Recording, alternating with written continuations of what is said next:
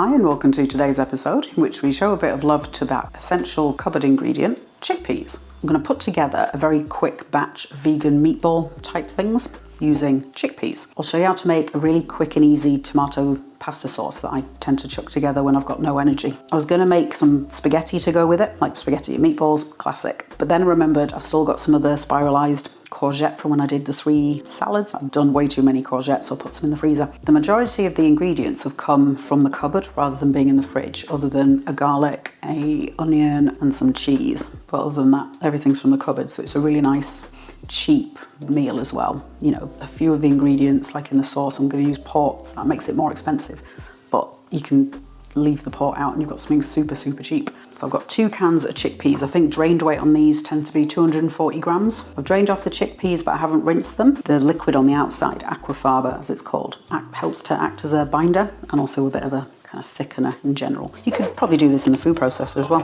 which might have been a better idea because I have really injured my hand. For this kind of thing, go for the cheapest chickpeas possible. There's no need to be using expensive ones. I'm going to crush these down a bit. Well, more than a bit. You could probably use other beans as well, but chickpeas have got a nice texture. I'm just going to go through with a fork, check there's no massive ones, because I think having whole ones is going to interfere with them holding together. All right, so I'm happy with that. I've got, I guess, medium-sized red onion. I'm just going to cut that in half and dice it down. I'm going to do a pretty fine dice on these. Got the vertical slits in it, and then we'll do horizontal, and I'm going to go fairly thin on these. That's all the onion chopped. I'll chop that in. In my cup here, I've got a dried lion's mane mushroom that I've rehydrated in some beef flavour stock. I'm just going to shred that down. And then I've also got some porcini mushrooms, dried, so I've just rehydrated them, and I'll keep that liquid as well. I'm going to give the mushroom a good squeeze, get out the excess liquid. So with these I tend to do thin slices, and then stack the slices up, shred them down smaller. I'm adding these for a bit of extra texture, nice bit of chewiness, but you don't have to put them in. Or if you've got fresh mushrooms, just grate them down. If you can use fresh mushrooms, I'd suggest putting some sort of like breadcrumbs, panko, something like that, because heating up they release a lot of water, so you're going to want something to soak that up again. Smallish pieces, but still enough to have a nice bit of texture. And then I'll do the same with the porcini. Might do this on a different board.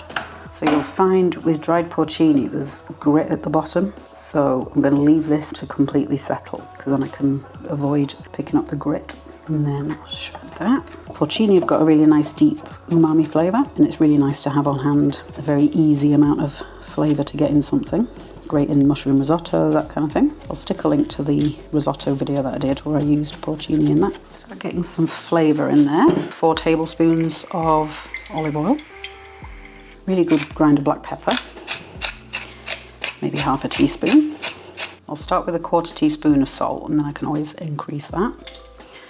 Half a teaspoon of MSG, monosodium glutamate. It's got a really nice umami flavour, but without more salt. I know I've got onions in there already, but I'm also going to add in a teaspoon of onion powder, half a teaspoon of garlic powder, and I'll do a tablespoon of dried mixed herbs. Feel free to use fresh ones as well. I'm going to use a touch of Old Bay seasoning as well. If you've not come across it before, it's a really nice seasoning mix to put it in everything really. So I'll do a half teaspoon of that. You can put any kind of flavourings you like in here, or you can just use something like salt and pepper, and then whatever sauce you put with it, that can give the flavour. Yeah, that's good. In a bowl here, I've got some ground chia seeds mixed with boiling hot water. I did that half an hour ago, something like that, so it goes kind of gloopy. So this is a great egg substitute. I'll do half of it to start. I'm also going to add the porcini liquid. You can kind of see bits of crud at the bottom, so you want to avoid that going into your food. Using the chia mixture to act as a bit of a glue to hold everything together. And then I'm going to use some buckwheat flour, so that's the stuff. Buckwheat is naturally gluten-free, despite it being called wheat, but it works as a really nice binder and bulker without adding lots of density. I used it in kind of meatball type things before, which works really well. So I'll start with about a tablespoon, and I'm looking for it to hold its shape when I compact it into a ball, making sure to kind of tear it apart, lift it up, turn it over, just to make sure there's no dried flour anywhere. Just scooping up a piece to see if it's holding.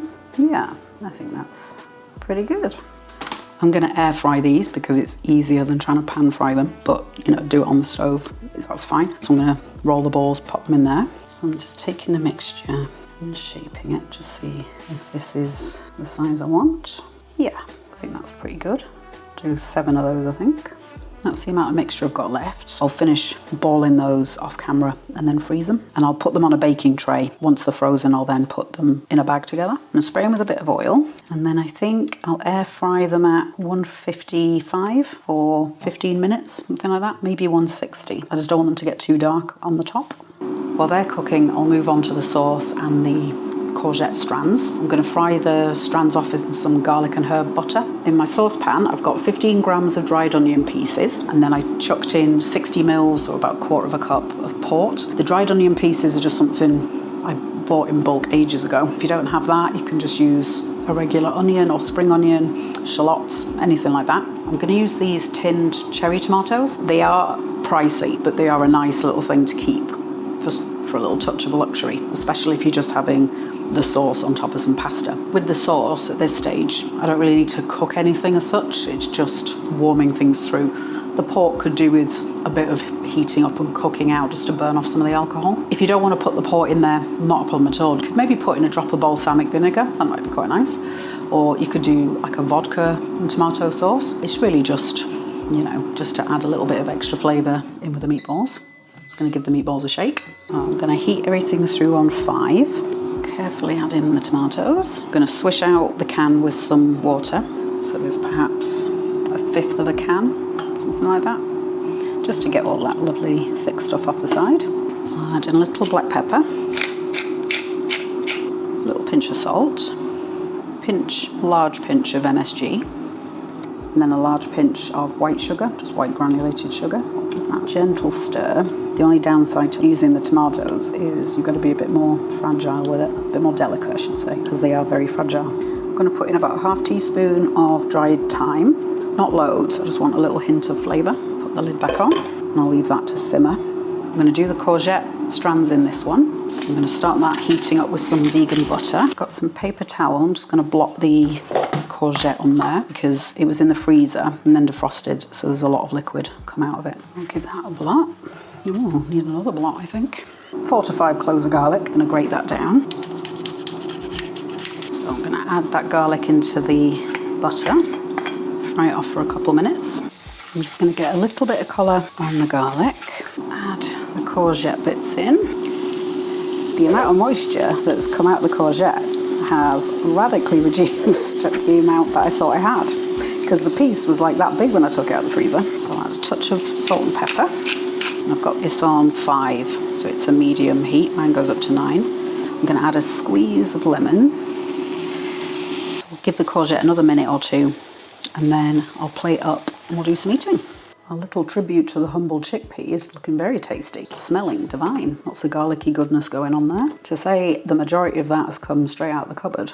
Not bad going at all. I can show you the texture inside. It's got a little bit of bounce, nice bit of firmness. Bon apple tea.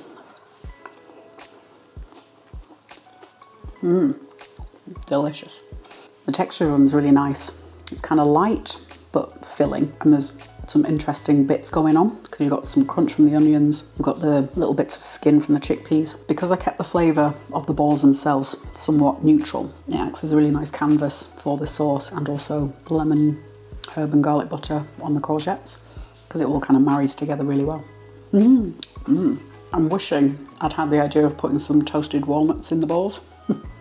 Hindsight and all that. It's not that they're missing anything, it's just the toasted walnuts would have added something really nice. Like a nice bit of toasty flavour and also a bit of crunch. Relatively quick, I'd say maybe 45 minutes from opening the cans to this point, and not a massive amount of work for midweek cooking, that kind of thing. And once you've got the balls, if you freeze them and then just defrost them the day of, you've cut your time down radically. For say 25 minutes in the air fryer. You could probably go higher, maybe 170, and cut that back, cut the time back to about 20, 21, something like that. The risk is just you don't want the outside to burn too much before the inside is cooked through. A few of the ingredients that I've used are going to bump the cost way up, relatively speaking. Like the porcini, the lion's mane, the cherry tomatoes and the port. So if you start substituting those for much cheaper ingredients, it's going to be a very cheap thing to produce. If you want to turn the ball mixture into a meatloaf type of thing, just add some sauteed celery, carrots, maybe some bell pepper, if you like peppers in there, and then pack it into a tin, and I think that will work really well as well. I'm going to roll straight into another video. I'm going to make baked orzo, which is like a tiny little pasta. Looks like rice almost, but it's pasta. So all that's left for me to say is a great big thank you and hello to my supporters over on Patreon. Having that community of people at my back and at the other end of my fingers when I'm on a little rant every now and then is a really nice supportive feeling. It's really useful financially and emotionally just to have, you know, people who believe in what you're doing.